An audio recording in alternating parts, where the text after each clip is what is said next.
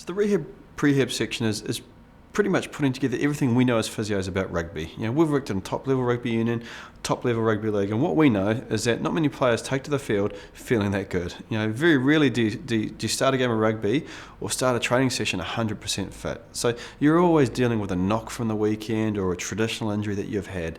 So the idea is that we've taken all the body parts, all the joints, and given you a prehab or a rehab type program for it. These aren't strength-based programs. These are programs that are specifically designed to help the joints or the muscles involved. So, for example, the shoulder one. The idea is that most of us have had a shoulder injury.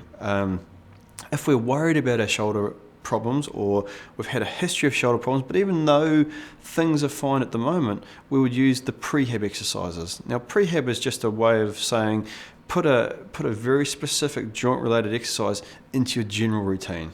Okay.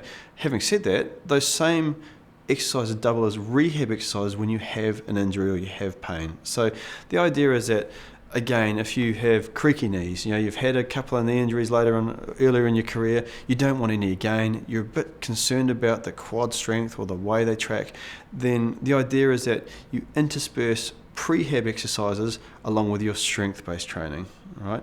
However, by the same token, what you might do, and you might pick one or two of those, but if you have a knee problem, sometimes they're not bad enough that you need to see a physio or that you